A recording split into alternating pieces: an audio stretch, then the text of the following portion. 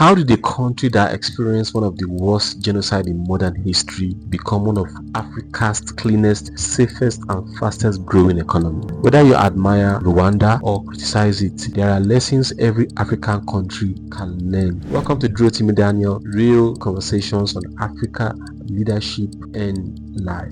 Fixing Africa one idea at a time.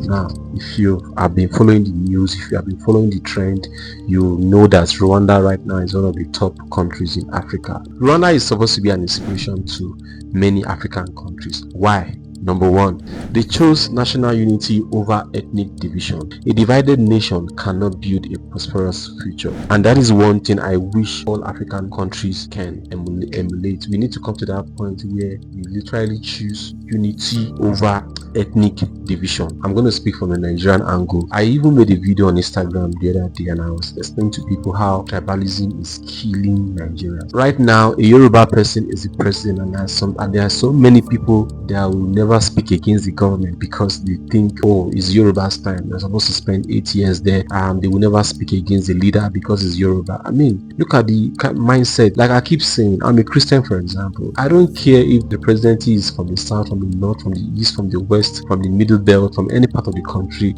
We just want a president that works for the country. Apart from presidency, we the people of Nigeria, we also need to start considering national unity, where we say Nigeria first, where we say the Nigerian interest first. Look at Rwanda. Rwanda decided to say we're going to work on national unity. You understand that a united country will bring much more results. Number two, zero tolerance for corruption. One of the major problems of Africa is corruption. I live in South Africa currently, for example, and one of the major problems South Africa is going through is not mismanagement of resources, it's just corruption. I believe that one of the reasons there's unemployment in the country also is corruption. Nigeria, let's not even go to Nigeria because corruption has always been there as far as I know, from military regime to democracy. Is still corruption, and when we say corruption, we always focus on the leaders. Corruption is not just from those people up there.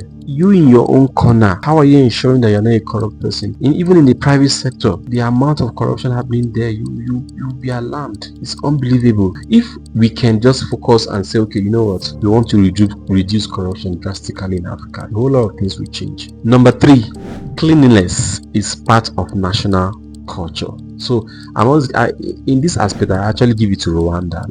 I haven't been there, but my friends who are there, I always hear reports about them. Even when you watch YouTube videos, you can see what is going on there. Like they say, cleanliness is next to godliness. There is this deliberate thing Rwandans do where they deliberately say, you know what, we're going to keep our country clean, and they don't joke with that. When you have a clean environment, you reduce your chances of getting sick. If you talk about Nigeria, oh my goodness, Lagos needs help when it comes to cleanliness. I think the government has to create a proper awareness where people would actually take cleanliness as part of the national culture, and not just the government, even the people. We have to work on it. I give it to Rwanda. Can't wait to visit Rwanda. Number four, they made government services more efficient, and this is one thing that a lot of African countries need to work on. For example, you can tell, there's this online thing going on, the digital payment, streamline business registration and all that. There's this thing called equivalent. I tried creating an equivalent, a Rwanda equivalent for my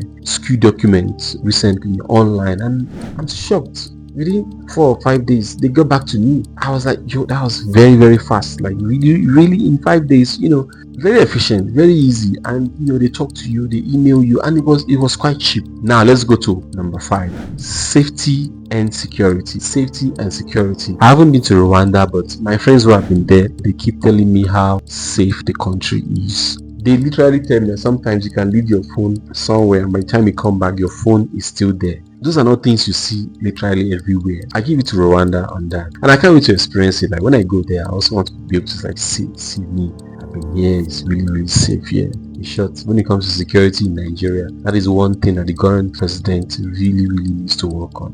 It's bad, you have cases of kidnapping, Boko Haram, insurgencies. It's terrible. It doesn't encourage business, it doesn't encourage quality life. So I give it to Rwanda on that. Number 6, long-term planning. There are initiatives like Vision 2050, all these kind of things, and not just long-term planning. Some countries in Africa, they will tell you how they have Vision 2045, Vision 2040, and all that, and you can literally tell like the way they are working towards is very terrible. Like there's no, they tell you, oh, vision this, vision that, but at the end of the day, they are not really doing anything. Like, you can literally tell that nothing is going on. So it's just crazy. But we give it to Rwanda for that, and they are working towards it. Like they are really working towards it. It's not just planning. I follow the president, I follow the government handle, and I see some of their things, and it's very encouraging. So I hope other African countries can follow suit.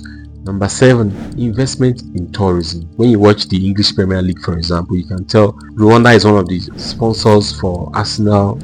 It's even written on their jersey. You see things like Visit Rwanda, and it's paying off because Rwanda is one of the most visited countries in Africa. I'm not sure which is more visited between South Africa and Rwanda, but I think South Africa has more. Maybe, I'm not sure, but I'll verify.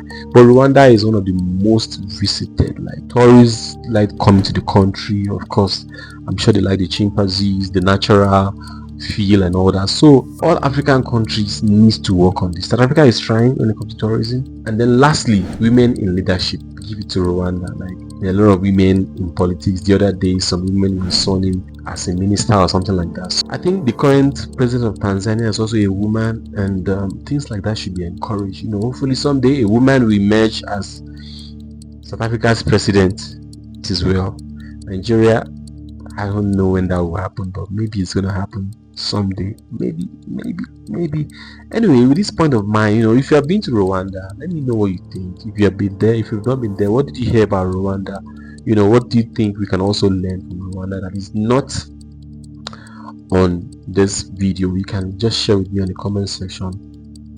Share this video also, like, and please don't forget to subscribe. We are just trying to fix Africa here and there. And if you are passionate about Africa, if you are passionate about Nigeria, if you are passionate about South Africa, if you are passionate about good well-being and all that, please subscribe to this channel. Thank you for watching. I will see you on the next video. Bye.